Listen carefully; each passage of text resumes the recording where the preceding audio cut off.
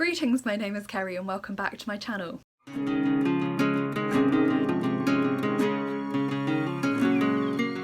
Today I have a double book review for you, which is for two books that I received from NetGalley on a similar theme, so I thought I'd put them together. Both of these came from NetGalley in exchange for an honest review. The first one is called Women's Liberation, which is a collection of essays put together by Alex Cates-Shulman and Honor Moore, and the second one will be Women in the Picture, which is non-fiction about women in art, written by Catherine McCormack. So the first one, Women's Liberation. So this was released on the 16th of February 2021, and I didn't get my e-arc until slightly after that, and then it's a very fat book so it took me a little while to get through, but there was so much good stuff in there. This was a collection of writings from the second wave of feminism, so it included essays, pamphlets, articles, sections from books, all sorts of different things written from the 1960s through to the 1990s that these two authors considered to be really significant in the history of the feminist movement. The collection contains many significant writings covering many different issues and concepts that characterise the women's liberation movement of the period mentioned. Many of the writings were from women of colour and from women in the LGBTQIA+ community. So by including those, the editors have shown that the movement was intersectional and inclusive, more so than is commonly thought, but does also show as well in many of the writings that there was a lot of internal conflict and infighting and disagreement on how best to carry forward the movement. Many of the excerpts included were lost to the public, so they were contained in archives and that kind of thing, but not readily available, and they were essentially rediscovered by the editors and so have been brought together for a new audience.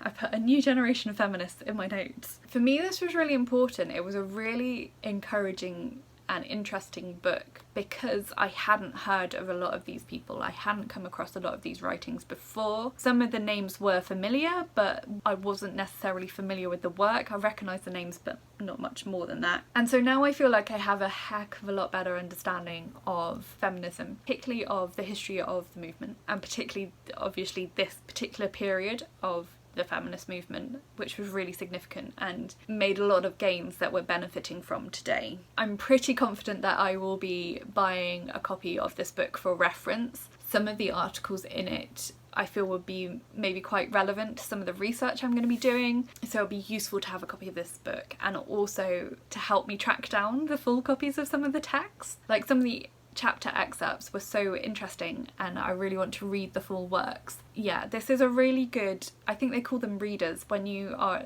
trying to familiarise yourself with a topic, you get a reader, which is a collection of texts, and this is what this is for the feminist movement, for the women's liberation movement of the 1960s to 90s. It's a really great reader, a selection of really important texts, and there are loads of them. I think there were about 70 different articles, etc. in this collection. Really powerful, really impactful. I'm just going to mention a couple of my favourite ones. One that has stayed with me really quite a lot, and I keep thinking of like different things I'm reading linked back into it. So there was an article called The Politics of Housework by Pat Maynardi, which talked about how basically men in the time were claiming to be unable to do housework because they hadn't been trained to do it, and kind of putting that pressure back on women even when the women also had careers. And I think a lot of that battle has still been felt, particularly during lockdowns, where even if both partners were working and having to work from home, often the burden of the housework and the childcare and the homeschooling would fall on the women rather than the men. And that seems to be the narrative, or a lot of women were finding themselves having to give up work during the pandemic to look after their kids. While we have maybe made some progress since the time these articles were written, actually there's still a long way to go. And then two others that I've written down that I don't remember a lot of detail about them, but they must have really impacted me at the time. It's been a little while since I read this book because I was waiting to do this review until I finished the other one. So two other articles that impacted me, and I will maybe now go back and reread them to remember why. And there was one by Shelley Chisholm called The 51% Minority, and then one by Alice Walker, best known for The Colour Purple, which there's an article of hers in there called In Search of Our Mother's Gardens, and both of those were clearly something that meant a lot to me at the time I wrote these notes.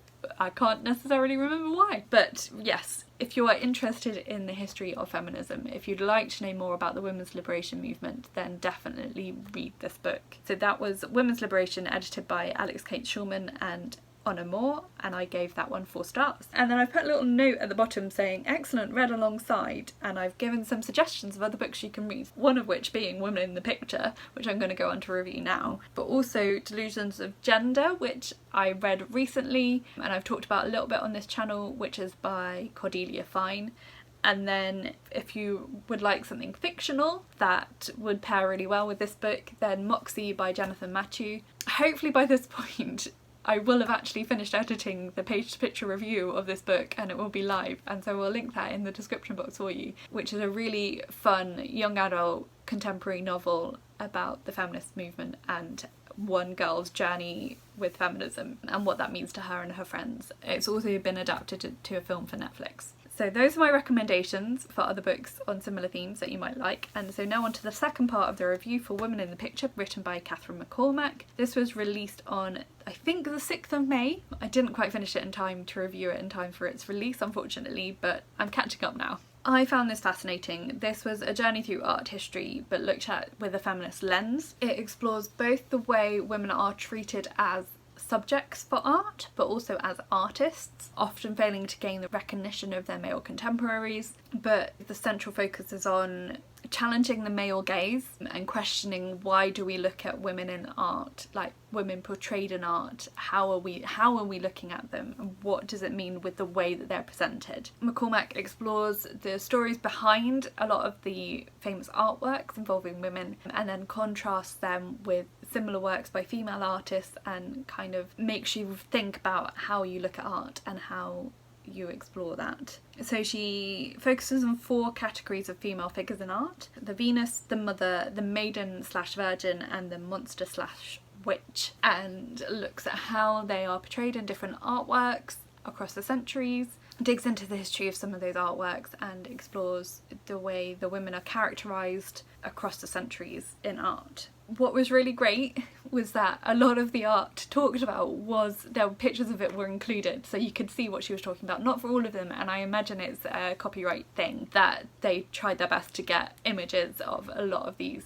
pictures. I think some were not included because they were more problematic, but it was also really great to promote, particularly for the modern female artists. Many of them I hadn't heard of them before, so to be able to actually see examples of their work was really exciting and a great way to find out more about them as artists as well. So this is another book I will be buying because I want to look back at some of their artwork again. So it was great that they were reproduced to help demonstrate what McCormack was talking about and also help to bring the book to life, just including that visual element. I love art, I am really interested in feminism, so this was a combination that worked really well for me, and I thought this book was excellent, and I would recommend it to anyone with an interest in art history, as it looks at different movements within art history and includes lots of famous paintings as well as artistic tropes. And again, I will be buying myself a copy of this. Certain aspects of it will also be relevant to some of the research I'm going to be doing, and it's just one that I will want to reread, I think, because